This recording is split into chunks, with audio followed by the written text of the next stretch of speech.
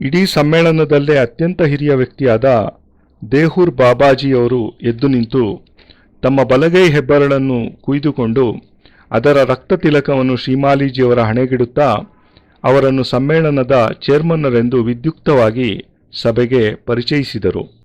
ನಂತರ ಬೂರ್ಬುವ ಬಾಬಾಜಿಯವರು ಸಭೆಯನ್ನುದ್ದೇಶಿಸಿ, ಈ ದಿನ ಸಮ್ಮೇಳನದ ಚೇರ್ಮನ್ ಯಾರಾಗಬೇಕು ಎಂಬ ಕಗ್ಗಂಟಾದ ಪ್ರಶ್ನೆಗೆ ನಾವೆಲ್ಲರೂ ಸೂಕ್ತವಾದ ಉತ್ತರವೊಂದನ್ನು ಕಂಡುಕೊಂಡಿರುವುದು ನನಗೆ ಅತ್ಯಂತ ಸಂತಸ ತಂದಿದೆ. ಈ ಮೊದಲೇ ನಾನು ಶ್ರೀಮಾಲೀಜಿಯವರ ಸಾಧನೆ ಸಿದ್ಧಿಗಳ ಬಗ್ಗೆ ಸಾಕಷ್ಟು ತಿಳಿದುಕೊಂಡಿದ್ದೇನೆ. ಅವರು ಮಂತ್ರ, ತಂತ್ರ ಮತ್ತು ಎಲ್ಲ ವಿಧವಾದ ಸಾಧನೆಗಳಲ್ಲಿ ಸಿದ್ಧಹಸ್ತರು. ಅವರು ಅತ್ಯುನ್ನತ ಸಿದ್ಧಿಗಳನ್ನು ಪಡೆದಿದ್ದಾರೆನ್ನುವುದು ಈಗಷ್ಟೇ ನಿಮ್ಮ ಕಣ್ಣ ಮುಂದೆಯೇ ಸಾಬೀತಾಗಿದೆ ಎನ್ನುತ್ತಾ ನೂತನ ಸಭಾ ಸಂಚಾಲಕರಾಗಿ ಚೇರ್ಮನ್ರಾಗಿ ನಿಯುಕ್ತರಾದ ಶ್ರೀಮಾಲೀಜಿಯವರಿಗೆ ಸಭೆಯನ್ನುದ್ದೇಶಿಸಿ ತಮ್ಮ ಮೊಟ್ಟಮೊದಲ ಭಾಷಣ ಮಾಡಬೇಕೆನ್ನುವ ಆದರಪೂರ್ವಕ ಆಮಂತ್ರಣವನ್ನು ನೀಡಿದರು. ಈಗ ನಾನಷ್ಟೇ ಅಲ್ಲ, ಪ್ರತಿಯೊಬ್ಬರೂ ಸಹ ಬೆರಗು ಕಂಗಳಿಂದ ಶ್ರೀಮಾಲೀಜಿಯವರನ್ನು ನೋಡತೊಡಗಿದೆವು. ಕೆಲ ಸಮಯದ ಹಿಂದಷ್ಟೇ ಅವರ ಮುಖಮಂಡಲವನ್ನು ಕ್ರೋಧಾಗ್ನಿಯೆಂದು ವ್ಯಾಪಿಸಿದ್ದನ್ನು ನಾವೆಲ್ಲ ನೋಡಿದ್ದು, ಅದು ಇದೀಗ ಮಾಯವಾಗಿತ್ತು. ಅವರು ತಾವು ಗೆದ್ದಿದ್ದಕ್ಕಾಗಿ ಸುತ್ತಮುತ್ತಲಿನ ಜನ ನಡೆಸುತ್ತಿರುವ ಸಂಭ್ರಮಾಚರಣೆಯಿಂದ ಸ್ವಲ್ಪವೂ ಪ್ರಭಾವಿತರಾದಂತೆ ಕಂಡುಬರಲಿಲ್ಲ. ಈ ಅಪೂರ್ವ ಅದ್ವಿತೀಯ ಮಹಾತಂತ್ರ ಸಮ್ಮೇಳನದ ಅತಿ ಪ್ರತಿಷ್ಠಿತ ದುರ್ಲಭವಾದ ಚೇರ್ಮನ್ ಪದವಿಯನ್ನು ತಮ್ಮ ಪ್ರಾಣವನ್ನೇ ಪಣವಾಗಿಟ್ಟು ಗಳಿಸಿದ್ದರೂ ಸಹ ಅವರ ವರ್ತನೆಯಲ್ಲಿ ಎಳ್ಳಷ್ಟು ಅಹಂಭಾವ, ಉದ್ದಟತನ ಕಾಣುತ್ತಿರಲಿಲ್ಲ.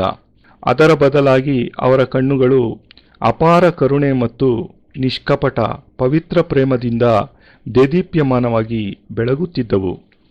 ತಮ್ಮ ಆರಾಧ್ಯ ದೈವ ಮತ್ತು ಗುರುಗಳಾದ ಭಗವತ್ಪಾದ್ ಸ್ವಾಮಿ ಸಚ್ಚಿದಾನಂದರನ್ನು ಹೃತ್ಪೂರ್ವಕವಾಗಿ ಸ್ಮರಿಸುತ್ತಾ ತಂತ್ರ ಸಮ್ಮೇಳನದ ಚೇರ್ಮನ್ನರಾಗಿ ತಮ್ಮ ಮೊಟ್ಟ ಮೊದಲ ಸ್ವಾಗತ ಭಾಷಣವನ್ನು ಪ್ರಾರಂಭಿಸಿದರು.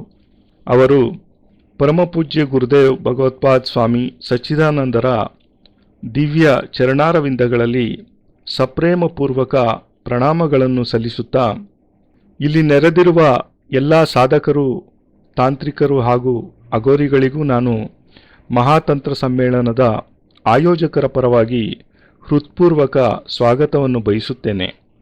ನಮ್ಮೆಲ್ಲರಿಗೂ ಬದಲಾಗುತ್ತಿರುವ ಸಮಯ ಮತ್ತು ಪರಿಸ್ಥಿತಿಗಳೊಂದಿಗೆ ಹೊಂದಾಣಿಕೆ ಮಾಡಿಕೊಂಡು ಹೊಸ ಜೀವನ ಶೈಲಿಯನ್ನು ರೂಢಿಸಿಕೊಳ್ಳುವ ಅಗತ್ಯ ಹಾಗೂ ಅನಿವಾರ್ಯತೆಗಳೆರಡೂ ಇವೆ.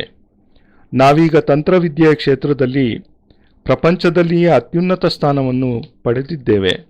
ನಾಗರಿಕತೆ ಪ್ರಾರಂಭವಾದಾಗಿನಿಂದ ಇಂದಿನವರೆಗೂ ಯಾವ ರಾಷ್ಟ್ರಕ್ಕೂ ಸಹ ನಮ್ಮೆದುರು ಸವಾಲಾಗಿ ನಿಲ್ಲಲು ಸಾಧ್ಯವಾಗಲೇ ಇಲ್ಲ. ಆದರೆ ನಾವು ಸಂಕುಚಿತ ಮನೋಭಾವದಿಂದ ನಮ್ಮ ಪೂರ್ವಿಕರು ತಮ್ಮ ಸರ್ವಸ್ವವನ್ನೂ ಧಾರೆ ಎರೆದು ಗಳಿಸಿ ಮುಂದಿನ ಪೀಳಿಗೆಗಳಿಗೂ ಸಿಗಲಿ ಎಂಬ ಸದುದ್ದೇಶದಿಂದ ಬಿಟ್ಟು ಹೋದ ಅಗಾಧ ಜ್ಞಾನ ಸಂಪತ್ತನ್ನು ಎಲ್ಲರೊಂದಿಗೂ ಹಂಚಿಕೊಳ್ಳದೆ ಜಿಪುಣತನದಿಂದ ನಮ್ಮಲ್ಲಿಯೇ ಉಳಿಸಿಕೊಂಡಿದ್ದೇವೆ. ಈ ಸ್ವಾರ್ಥ ಮನೋಭಾವನೆಯಿಂದ ನಮಗೆ ಯಾವ ರೀತಿಯ ಒಳಿತೂ ಆಗುವುದಿಲ್ಲ. ಮಾತ್ರವಲ್ಲದೆ ನಮ್ಮಲ್ಲಿಯೇ ಉಳಿದಿರುವುದರಿಂದ ಈ ವಿಶೇಷವಾದ ಜ್ಞಾನದ ಅಭಿವೃದ್ಧಿಯೂ ಸಹ ಆಗುವುದಿಲ್ಲ. ಸಮಾಜದಲ್ಲಿ ನಮಗೆ ಇರಬೇಕಾಗಿದ್ದ ಗೌರವಯುತ ಸ್ಥಾನಮಾನಗಳನ್ನು ನಾವು ಉಳಿಸಿಕೊಳ್ಳಲಾಗದಿದ್ದುದಕ್ಕೆ ಮೂಲ ಕಾರಣ ಅತಿಶ್ರೇಷ್ಠವಾದ ತಂತ್ರವಿದ್ಯೆಯನ್ನು ಸೃಜನಾತ್ಮಕ ಕಾರ್ಯಗಳಿಗೆ ಬಳಸದೆ ವಿನಾಶಕಾರಿ ಉದ್ದೇಶ ಪೂರ್ತಿಗಾಗಿ ಬಳಸಿದ್ದು. ತಂತ್ರವಿದ್ಯೆಯನ್ನು ನಾವು ಸಕಾರಾತ್ಮಕವಾಗಿ ಬಳಸಿದ್ದರೆ ಇಡೀ ದೇಶದಲ್ಲೇ ನಾವು ಅಭೂತಪೂರ್ವ ಪರಿವರ್ತನೆ ತರಬಹುದಾಗಿತ್ತು. ತಂತ್ರವಿದ್ಯೆ ಅತ್ಯುನ್ನತ ಸ್ಥಾನಮಾನ ಪಡೆದರೂ ಸಹ ಅದನ್ನು ಕೇವಲ ಚಮತ್ಕಾರ ಪ್ರದರ್ಶನ ಹಾಗೂ ಸ್ವಾರ್ಥಪೂರಿತ ಉದ್ದೇಶಗಳಿಗಾಗಿ ಬಳಸಿದ್ದರಿಂದ ತಂತ್ರವಿದ್ಯೆಗೆ ಯಾವುದೇ ಪ್ರಾಮುಖ್ಯತೆ ಇಲ್ಲದಂತಾಯಿತು. ತಂತ್ರವನ್ನು ಸಮಾಜದ ಸರ್ವತೋಮುಖ ಅಭಿವೃದ್ಧಿಗಾಗಿ ಬಳಸಬಹುದೆಂಬ ಆಲೋಚನೆಯನ್ನೂ ಸಹ ನಾವು ನಿಲ್ಲಿಸಿಬಿಟ್ಟಿದ್ದೇವೆ. ನಾವು ತಂತ್ರಕ್ಕೆ ವಿಚಿತ್ರ ಲಕ್ಷಣವನ್ನು ನೀಡಿದ್ದೇವೆ. ವಿಲಕ್ಷಣವಾದ ವಸ್ತ್ರಗಳನ್ನು ಅದರ ಸಂಕೇತವಾಗಿ ಮಾಡಿದ್ದೇವೆ. ಇದೀಗ ಭಯಾನಕ ಪ್ರವೃತ್ತಿಯಾಗಿದೆ. ನಾವು ಈ ಎಲ್ಲ ಬಾಹ್ಯ ಆಚರಣೆಗಳು, ತೋರಾಣಿಕೆಗಳನ್ನು ತ್ಯಜಿಸಿ ಪುಸ್ತಕಗಳ ಮಾಧ್ಯಮದಿಂದ ತಂತ್ರವಿದ್ಯೆಯ ದಿನನಿತ್ಯದ ಜೀವನಕ್ಕೆ ಉಪಯುಕ್ತವಾದ ರಚನಾತ್ಮಕ ಪ್ರಯೋಗಗಳನ್ನು ಪ್ರಚಾರ ಮಾಡಿ ಈ ಅಮೂಲ್ಯ ವಿದ್ಯಾನಿಧಿಯನ್ನು ಸಮಾಜದಲ್ಲಿ ಉಳಿಸಿ ಬೆಳೆಸುವ ಪ್ರಾಮಾಣಿಕ ಪ್ರಯತ್ನವನ್ನು ಮಾಡಲೇಬೇಕಾಗಿದೆ. ಇಲ್ಲದಿದ್ದರೆ ತಂತ್ರವಿದ್ಯೆಯು ಶಾಶ್ವತವಾಗಿ ಕಣ್ಮರೆಯಾಗುವುದನ್ನು ನಾವು ಮುಂದಿನ ದಿನಗಳಲ್ಲಿ ನೋಡುವಂತಾಗುತ್ತದೆ. ಇವತ್ತಿನ ದಿನದಲ್ಲಿ ಪರದೇಹ ಪ್ರವೇಶ ಅಥವಾ ಪರಕಾಯ ಪ್ರವೇಶ ಸಿದ್ಧಿಯನ್ನು ಪಡೆದು ಅದನ್ನು ಪ್ರದರ್ಶಿಸಬಲ್ಲಂತಹ ಸಾಮರ್ಥ್ಯಶಾಲಿಗಳು ಅದೆಷ್ಟು ಮಂದಿ ನಮ್ಮ ನಡುವೆ ಇದ್ದಾರೆ?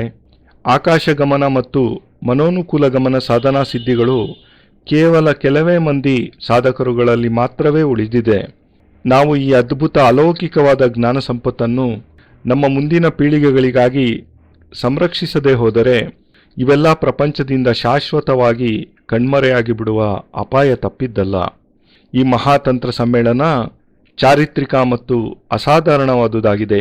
ಇದರ ಮಹತ್ವ ಮತ್ತು ಗೌರವವನ್ನು ನಾವು ಅರಿತುಕೊಳ್ಳಬೇಕಾಗಿದೆ. ನಾವುಗಳು ವಾದ ವಿವಾದಗಳನ್ನು ಪ್ರೋತ್ಸಾಹಿಸುವುದಾಗಲಿ ಅಥವಾ ನಮ್ಮದೇ ಆದ ಅಹಂಭಾವವನ್ನು ಪುಷ್ಟಿಗೊಳಿಸುವುದಾಗಲಿ ಮಾಡದೆ ನಮ್ಮಲ್ಲಿರುವ ಜ್ಞಾನ ಹಾಗೂ ಅನುಭವಗಳನ್ನು ಎಲ್ಲರೊಂದಿಗೂ ಹಂಚಿಕೊಳ್ಳುವ ಮೂಲಕ ಮುಂದೆ ಬರಲಿರುವ ಪೀಳಿಗೆಗಳಿಗೆ ನಕ್ಷೆಯೊಂದನ್ನು ತಯಾರಿಸಿ ನಂತರ ನಮ್ಮ ಪೂರ್ವಿಕರ ಜ್ಞಾನ ಸಂಪತ್ತಿನ ಮಹದಾಸ್ತಿಯನ್ನು ಅತ್ಯಂತ ಹೆಮ್ಮೆಯಿಂದ ಅವರಿಗೆ ಒಪ್ಪಿಸುವಂತಾದರೆ ಮಾತ್ರ ನಮ್ಮ ಜೀವನ ಸಾರ್ಥಕವಾದಂತೆ ಎಂದು ತಂತ್ರ ಸಮ್ಮೇಳನದ ಮೂಲ ಉದ್ದೇಶ ಮತ್ತು ಗುರಿಯನ್ನು ಸ್ಪಷ್ಟಪಡಿಸಿದರು ಶ್ರೀಮಾಲಿಜಿ. ಶ್ರೀಮಾಲಿಜಿಯವರ ಭಾಷಣ ಸರಳ, ಸ್ಪಷ್ಟ ಮತ್ತು ಹೃದಯಸ್ಪರ್ಶಿಯಾಗಿತ್ತು. ಅವರ ಭಾಷಣಕ್ಕಿಂತ ಹೆಚ್ಚಾಗಿ ಅವರಲ್ಲಿನ ಸರಳತೆ, ವಿನಯಶೀಲತೆ, ನಮ್ರತೆಗಳಿಂದ ನಾನು ತುಂಬ ಪ್ರಭಾವಿತನಾದೆ. ಅವರು ಸಾಧನಾ ಕ್ಷೇತ್ರದಲ್ಲಿ ತಮ್ಮ ಶ್ರೇಷ್ಠತೆಯನ್ನು ಪ್ರಾಯೋಗಿಕವಾಗಿ ಸಾಬೀತುಪಡಿಸಿದ್ದನ್ನು ಕಣ್ಣಾರೆ ಕಂಡೆನಾದರೂ ಅವರ ನಡವಳಿಕೆಯಲ್ಲಿ ಯಾವುದೇ ರೀತಿಯ ಅಹಂಭಾವ ಅಥವಾ ಇತರರ ಬಗ್ಗೆ ಅವರು ತೋರುವ ಗೌರವ ಪ್ರೀತಿಗಳಲ್ಲಿ ಸ್ವಲ್ಪವೂ ಸಹ ವ್ಯತ್ಯಾಸವಿಲ್ಲದಿದ್ದುದನ್ನು ಕಂಡು ನಾನು ಅವರೆಡೆಗೆ ಅತ್ಯಂತ ಆಕರ್ಷಿತನಾದೆ. ಶ್ರೀಮಾಲಿಜಿಯವರ ಬಗ್ಗೆ ಸಾಧ್ಯವಾದಷ್ಟೂ ಹೆಚ್ಚಿನ ಮಾಹಿತಿ ಸಂಗ್ರಹಿಸಲೇಬೇಕೆಂಬ ದೃಢ ಸಂಕಲ್ಪದೊಂದಿಗೆ ನಾನಿರುವ ಜಾಗದಿಂದ ತ್ರಿಜಟ ಅಘೋರಿಯವರು ಕುಳಿತಿರುವ ಜಾಗಕ್ಕೆ ತೆರಳಿದೆ. ಅವರೊಂದಿಗೆ ನನ್ನ ಪರಿಚಯವನ್ನು ಮಾಡಿಕೊಂಡು ಶ್ರೀಮಾಲಿಜಿಯವರ ಬಗ್ಗೆ ತಿಳಿಯಬೇಕೆಂಬ ಮನದಾಸೆಯನ್ನು ವ್ಯಕ್ತಪಡಿಸಿದೆ. ಶ್ರೀಮಾಲಿಜಿಯವರ ಹೆಸರನ್ನು ಪ್ರಸ್ತಾಪಿಸುತ್ತಿದ್ದಂತೆಯೇ ತ್ರಿಜಟ ಅಘೋರಿಯವರ ಮುಖಮಂಡಲದಲ್ಲಿ ಸಂತೋಷದ ಹೊಳಪು ಮೂಡಿತು. ಅವರು ಅತ್ಯಂತ ಪ್ರಸನ್ನಚಿತ್ತರಾಗಿ, ಸಾಧನೆ ಸಿದ್ಧಿಗಳ ಕ್ಷೇತ್ರದಲ್ಲಿ ಶ್ರೀಮಾಲಿಜಿಯವರು ಮಹಾಸಾಗರದಂತೆ ಅಗಾಧ, ಅನಂತ, ತಿಳಿಯಲು ಅಸಾಧ್ಯರು. ತಂತ್ರ ಸಾಧನೆಯ ಹಾದಿಯಲ್ಲಿ ಅತ್ಯುನ್ನತ ಸಿದ್ಧಿಗಳನ್ನು ಪಡೆದಿದ್ದೇನೆಂಬ ಹೆಮ್ಮೆ, ಮೇಲಿರಿಮೆ ನನಗಿತ್ತು. ಶ್ರೀಮಾಲಿಜಿಯವರು ನನ್ನೊಂದಿಗೆ ಬೆಟ್ಟದಲ್ಲಿ ಕೆಲ ಸಮಯದ ಹಿಂದೆ ಬಂದಿದ್ದಾಗ ನನ್ನಿಂದ ಕೆಲವು ವಿಶಿಷ್ಟವಾದ ಸಾಧನೆಗಳನ್ನು ಕಲಿತರು. ಆಗಲೇ ನನಗೆ ಅವರು ವಾಮಪಂಥದ ಅತಿ ಕಷ್ಟಕರ ಅಸಾಮಾನ್ಯ ಸಾಧನೆಗಳನ್ನು ಸಿದ್ಧಿಸಿಕೊಂಡಿದ್ದಾರೆಂದು ತಿಳಿದದ್ದು. ಅದಲ್ಲದೆ ಶ್ರೀಮಾಲಿಜಿಯವರು ತಂತ್ರವಿದ್ಯೆಯ ಮಹಾಗುರುಗಳಾದ ಯೋಗಿರಾಜ್ ಭಗವತ್ಪಾದ್ ಸ್ವಾಮಿ ಸಚ್ಚಿದಾನಂದರ ಅತಿಮೆಚ್ಚಿನ ಪ್ರಿಯ ಶಿಷ್ಯರಾಗಿರುವುದು ನಮಗೆಲ್ಲ ಅತ್ಯಂತ ಗೌರವ ಹಾಗೂ ಹೆಮ್ಮೆ ತರುವಂತಹ ಸಂಗತಿ. ಶ್ರೀಮಾಲಿಜಿಯವರು ಅತ್ಯಂತ ಉಚ್ಚಕೋಟಿಯ ಸಾಧಕರೆನ್ನುವುದಕ್ಕೆ ಇದಕ್ಕಿಂತ ಮಿಗಿಲಾದ ಪ್ರಮಾಣ ಯಾವುದೂ ಇಲ್ಲ. ತಂತ್ರವಿದ್ಯೆಯ ಮಹಾಗುರುಗಳೆಂದು ಜಗದ್ವಿಖ್ಯಾತರಾದ ಯೋಗಿರಾಜ್ ಸ್ವಾಮಿ ಸಚ್ಚಿದಾನಂದರಿಂದ ಅತ್ಯಂತ ವಿಶಿಷ್ಟ, ಅಲೌಕಿಕ, ಅದ್ವಿತೀಯ ವಿದ್ಯೆಗಳನ್ನು ಶ್ರೀಮಾಲಿಜಿಯವರು ಕಲಿತಿದ್ದಾರೆ. ಅಘೋರಿಗಳ ಒಡನಾಟವೂ ಸಹ ಅವರಿಗೆ ಬಹಳಷ್ಟು ವರ್ಷಗಳಿಂದಲೂ ಇದೆ.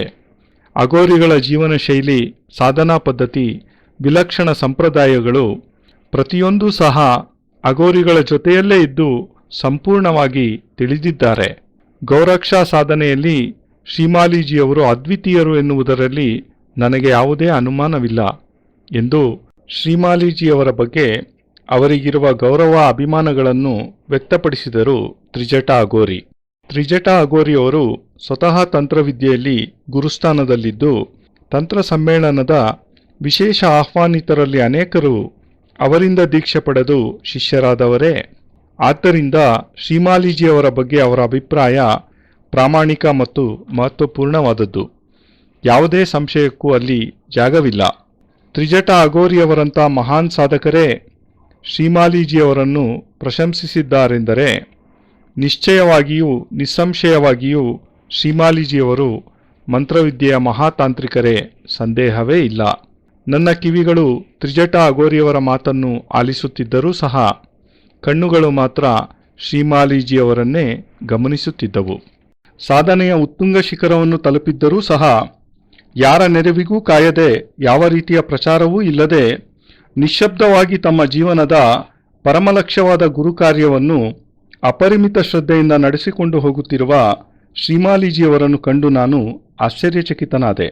ಅವರ ಜಾಗದಲ್ಲಿ ಬೇರೆ ಯಾರಾದರೂ ಇದ್ದು ತಮ್ಮ ಜೀವವನ್ನೇ ಪಣವಾಗಿಟ್ಟು ಚೇರ್ಮನ್ ಪದವಿಯನ್ನು ಗಳಿಸಿದ್ದರೆ ಅವರ ಸ್ವಪ್ರತಿಷ್ಠೆ ಮತ್ತು ಅಹಂಕಾರಗಳಿಗೆ ಮಿತಿಯೇ ಇರುತ್ತಿರಲಿಲ್ಲ. ಆದರೆ ಶ್ರೀಮಾಲೀಜಿಯವರು ಅತಿ ಭಯಾನಕ ಮಾರಣ ಪ್ರಯೋಗಗಳಿಂದ ತಮ್ಮನ್ನು ಕೊಲ್ಲಲು ಪ್ರಯತ್ನಿಸಿದ ಕಪಾಲಿ ಬಾಬಾರನ್ನೂ ಸಹ ಆತ್ಮೀಯತೆಯಿಂದ ತಮ್ಮ ಪಕ್ಕದಲ್ಲಿಯೇ ಕುಳ್ಳಿರಿಸಿಕೊಂಡಿದ್ದಾರೆ. ಶ್ರೀಮಾಲೀಜಿಯವರ ಸಭ್ಯತೆ, ವಿನಯಶೀಲತೆ ಮತ್ತು ಹೃದಯವಂತಿಕೆಯನ್ನು ಕಣ್ಣಾರೆ ಕಂಡು ನಾನು ಅವರನ್ನು ಏಕಾಂತವಾಗಿ ಭೇಟಿ ಮಾಡಿ ಅವರ ವಿಚಾರಧಾರೆಯನ್ನು ತಿಳಿಯಲು ಅತ್ಯಂತ ಉತ್ಸುಕನಾದೆ. ಮುಂದಿನ ದಿನದ ಮತ್ತು ಕೊನೆಯ ದಿನದ ಕಾರ್ಯಕ್ರಮಗಳನ್ನು ನಿಗದಿಪಡಿಸಿದ ಬಳಿಕ ಬಹಳಷ್ಟು ಮಂದಿ ಸಾಧಕರು ತಮ್ಮ ಸಾಯಂಕಾಲದ ಸಾಧನೆಗಳನ್ನು ಮುಂದುವರಿಸಲು ಇಚ್ಛೆ ವ್ಯಕ್ತಪಡಿಸಿದ್ದರಿಂದ ಸಭೆಯ ಕಾರ್ಯಕಲಾಪಗಳನ್ನು ಸೂರ್ಯಾಸ್ತಮಾನಕ್ಕೆ ಮುಂಚಿತವಾಗಿ ಕೆಲ ಸಮಯದವರೆಗೆ ಮುಂದೂಡಲಾಯಿತು. ಇದಾದ ನಂತರ ಬಹಳಷ್ಟು ಮಂದಿ ತಾಂತ್ರಿಕರು ಹಾಗೂ ಮಾಂತ್ರಿಕರುಗಳು ಶ್ರೀಮಾಲೀಜಿಯವರನ್ನು ಸುತ್ತುವರೆದು ಅತ್ಯಂತ ಗೌರವ ಮತ್ತು ಆತ್ಮೀಯತೆಯಿಂದ ಅವರೊಂದಿಗೆ ತಮ್ಮ ಪರಿಚಯವನ್ನು ಮಾಡಿಕೊಳ್ಳಲು ತೊಡಗಿದರು. ಪ್ರತಿಯೊಬ್ಬರೂ ಸಹ ಶ್ರೀಮಾಲೀಜಿಯವರ ಕೃಪಾದೃಷ್ಟಿ ಮತ್ತು ಆಶೀರ್ವಾದಕ್ಕೆ ಪಾತ್ರರಾಗುವ ಅಭಿಲಾಷೆಯಿಂದಿದ್ದರು. ನಂತರ ಎಲ್ಲರೂ ಸಹ ತಮಗಾಗಿ ವ್ಯವಸ್ಥೆ ಮಾಡಲಾದ ಸ್ಥಳಗಳಿಗೆ ತೆರಳಿ ತಮ್ಮ ಸಂಧ್ಯಾಕಾಲೀನ ಸಾಧನೆಗಳಲ್ಲಿ ತಲ್ಲೀನರಾದರು. ಆದರೆ ನನ್ನ ಮನಸ್ಸು ಯಾವುದೇ ಸಾಧನೆಯ ಬಗ್ಗೆ ಕೇಂದ್ರೀಕೃತವಾಗದೆ ಕೇವಲ ಮಾತ್ರ ಶ್ರೀಮಾಲೀಜಿಯವರನ್ನು ವೈಯಕ್ತಿಕವಾಗಿ ಭೇಟಿ ಮಾಡಿ ಅವರಿಂದ ನನ್ನ ಕೆಲವು ಪ್ರಶ್ನೆಗಳಿಗೆ ಉತ್ತರ ಪಡೆಯಲೇಬೇಕೆಂದು ಪರಿತಪಿಸುತ್ತಿತ್ತು. ಶ್ರೀಮಾಲೀಜಿಯವರಿಂದ ತಂತ್ರ ಸಾಧನೆಯನ್ನು ಕಲಿತು ಅಭ್ಯಾಸ ಮಾಡುತ್ತಿರುವ ಹಳೆಯ ಶಿಷ್ಯರೊಬ್ಬರನ್ನು ಭೇಟಿ ಮಾಡಿ ಗುರುಗಳನ್ನು ದರ್ಶನ ಮಾಡುವ ಬಗ್ಗೆ ವಿಚಾರಿಸಿದಾಗ ಅವರು, ಗುರುದೇವರನ್ನು ರಾತ್ರಿಯ ವೇಳೆ ಭೇಟಿ ಮಾಡುವುದು ಸಾಧ್ಯವೇ ಇಲ್ಲ, ಏಕೆಂದರೆ ರಾತ್ರಿ ಒಮ್ಮೆ ಅವರು ತಮ್ಮ ಸಾಧನೆಯಲ್ಲಿ ಮಗ್ನರಾದರೆಂದರೆ ಬೆಳಗಿನ ಜಾವ ಸೂರ್ಯೋದಯಕ್ಕೆ ಸ್ವಲ್ಪ ಮುಂಚಿತವಾಗಿ ಮಾತ್ರವೇ ಅವರು ತಮ್ಮ ಸಾಧನೆಯಿಂದ ಹೊರಬರುತ್ತಾರೆ. ನಾನು ಕೆಲಕಾಲ ಗುರುದೇವರ ಸಾನ್ನಿಧ್ಯದಲ್ಲಿದ್ದು ಅವರಿಂದ ಬಹಳಷ್ಟು ಸಾಧನೆಗಳನ್ನು ಕಲಿತಿದ್ದೇನೆ. ನಾನು ಶ್ರೀಮಾಲೀಜಿಯವರ ಶಿಷ್ಯನೆಂದು ಹೇಳಿಕೊಳ್ಳಲು ನನಗೆ ಅತ್ಯಂತ ಹೆಮ್ಮೆಯಾಗುತ್ತದೆ, ಏಕೆಂದರೆ ಇಂದಿಗೂ ಸಹ ಗುರುದೇವರ ಸಂಪೂರ್ಣ ಕೃಪಾಕಟಾಕ್ಷಕ್ಕೆ ನಾನು ಪಾತ್ರನಾಗಿದ್ದೇನೆ.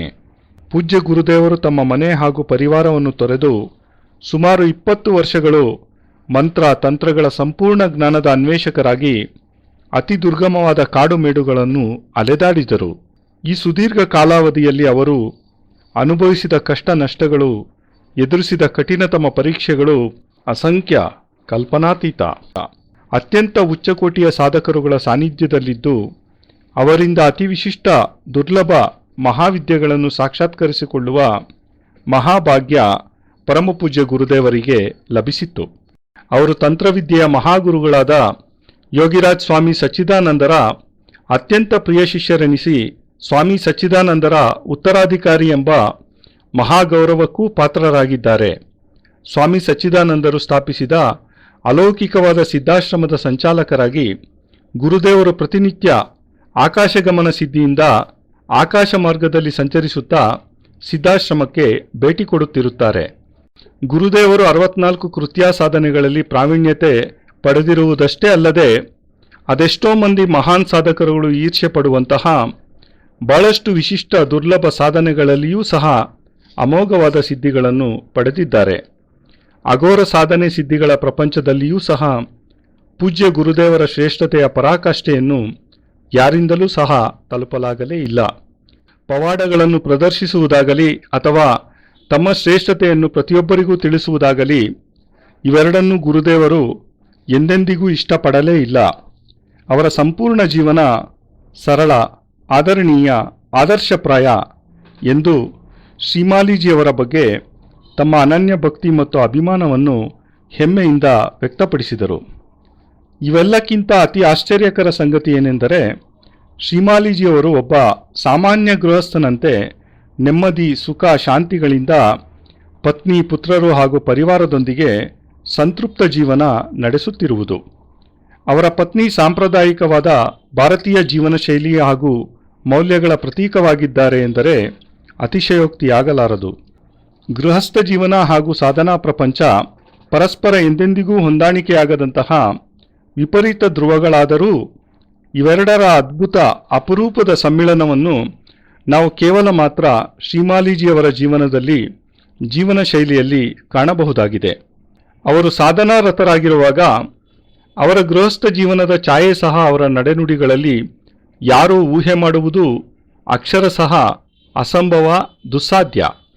ಹಾಗೆಯೇ ಅವರ ಸರಳ ಸಾಮಾನ್ಯ ಗೃಹಸ್ಥ ಜೀವನವನ್ನು ವೀಕ್ಷಿಸುವವರಿಗೆ ಸಾಧನಾ ಪ್ರಪಂಚದ ಅತ್ಯಂತ ಉಚ್ಚಕೋಟಿಯ ಮಹಾನ್ ಸಾಧಕರಿವರು ಎಂಬ ಕಲ್ಪನೆಯೂ ಸಹ ಮಾಡುವುದು ಅಸಾಧ್ಯ. ಶ್ರೀಮಾಲಿಜಿಯವರ ಬಗ್ಗೆ ಪ್ರತಿಯೊಬ್ಬ ಸಾಧಕರ ಅಭಿಮಾನ ಅನಿಸಿಕೆಗಳನ್ನು ಕೇಳಿ ತಿಳಿಯುತ್ತಾ ಬಂದಂತೆಲ್ಲ ಅವರನ್ನು ನಾನೇ ಮುಖತಃ ಭೇಟಿ ಮಾಡಿ ಸ್ವತಃ ಅವರ ವಿಚಾರಧಾರೆಯನ್ನು ತಿಳಿಯಲೇಬೇಕೆಂಬ ಮಹಾತವಕ, ಉತ್ಕಟ ಅಪೇಕ್ಷೆಯನ್ನು ಈ ಮೊದಲೇ ಭೇಟಿಯಾಗಿದ್ದ ಅವರ ಆಂತರಂಗಿಕ ಶಿಷ್ಯರೊಬ್ಬರ ನೆರವಿನಿಂದ ಸವಿನಯಪೂರ್ವಕ ಪ್ರಣಾಮಗಳೊಂದಿಗೆ ಪೂಜ್ಯ ಗುರುದೇವರ ಕೃಪಾಶೀರ್ವಾದಕ್ಕಾಗಿ ಪ್ರಾರ್ಥನೆಯನ್ನು ಸಲ್ಲಿಸಿದೆ. ಮಹಾತಂತ್ರ ಸಮ್ಮೇಳನದ 5ನೆಯ ದಿನದ ಮಧ್ಯಾಹ್ನದ ಸಮಯ ಪೂಜ್ಯ ಗುರುದೇವರು ತಮ್ಮ ವಿಶ್ರಾಂತಿಗಾಗಿ ಮೀಸಲಾಗಿದ್ದ ಅಮೂಲ್ಯವಾದ ಸಮಯವನ್ನು ನನಗಾಗಿ ಕೃಪೆ ತೋರಿ ದಯಪಾಲಿಸಿದರು.